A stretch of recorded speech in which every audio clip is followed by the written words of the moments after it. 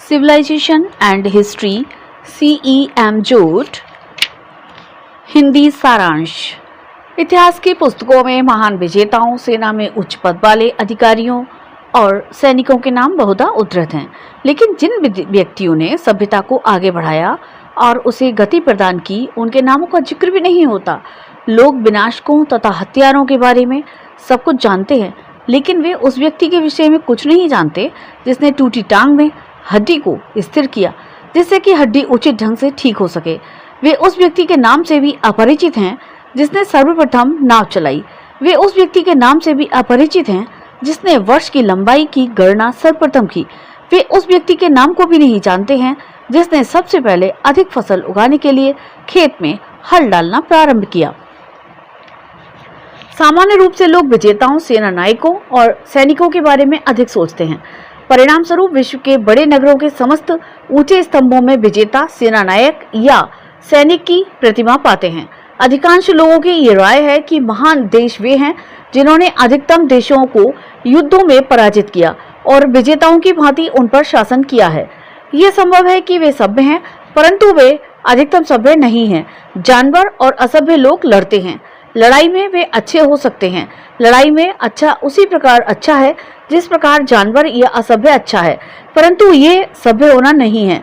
ये भी सभ्य होना नहीं कहा जा सकता जब हम दूसरों को अपने लिए अथवा दूसरों के लिए लड़ने हेतु प्रेरित करते हैं। ये भी सभ्य होना नहीं है यदि लोगों को ये बताया जाता है कि किस प्रकार कुशलता से लड़ा जा सकता है। महान विजेताओं और सेना नायकों ने हमेशा ऐसा ही किया है। कभी कभी मनुष्य झगड़ों को सुलझाने के लिए लड़ते हैं। युद्ध लड़ाई से अभिप्राय जान से मारना होता है। सभ्य राष्ट्रों को समर्थ होना चाहिए कि वे अपने झगड़ों को सुलझाने के लिए कोई और रास्ता निकालें। ये देखना उचित नहीं है कि कौन सा पक्ष दूसरे पक्ष को कितनी अधिक संख्या में मार सकता है। ये कहना भी उचित नहीं है कि जिस पक्ष ने अधिक लोगों को मारा है वह जीत गया है। इस प्रकार निष्कर्ष देना भी उचित नहीं है कि जिस पक्ष को की जीत हुई थी वह सही था। ये तो यही कहना होगा कि शक्ति ही सही दिशा निर्देशित करती है। मानवता की यही कहानी है। वर्तमान युग इतिहास में दो महान युद्ध लड़ चुका है। इन दोनों युद्धों में लाखों लोग मारे गए या विकृत हो गए। यह सत्य है कि लोगों ने सड़कों पर एक दूसरे के साथ लड़ना तथा जान से मारना बंद कर दिया।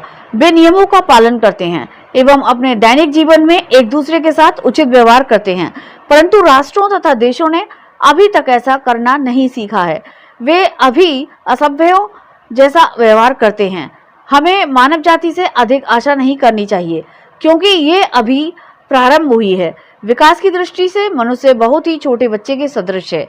वे कुछ महीने के बच्चे हैं। वैज्ञानिकों का विश्वास है कि धरती पर जैसी जेली फिश के रूप में जीवन का अस्तित्व था, इस प्रकार के जीव का जीवन धरती पर 12,000 लाख वर्ष तक रहा, लेकिन मनुष्य का अस्तित्व 1 लाख वर्ष का है।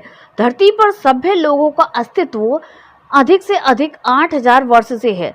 यदि धरती पर जीवित प्राणियों के भूतकाल के 100 वर्षों का आकलन करें तो मनुष्य का संपूर्ण भूतकाल 1 महीने रह जाता है। इस महीने में सभ्यताएं 7 और 8 घंटे के बीच की हैं। इसलिए सीखने के लिए बहुत कम समय रहा है, लेकिन सीखने को बहुत समय रहेगा। मानवता अपनी सभ्य जिंदगी के प्रारंभ में है, इसलिए हमें अधिक आशा नहीं करनी चाहिए। आदमी का भूतकाल जंगली रहा है। ये लड़ने, धमकाने, ठूंसने और बलपूर्वक हड़पने का समय रहा है। हमें ये आशा नहीं करनी चाहिए कि सभ्य राष्ट्रों ने ऐसा नहीं किया होगा। हम जो कह सकते हैं वह ये है कि उन्होंने कभी किसी समय कुछ और किया होता।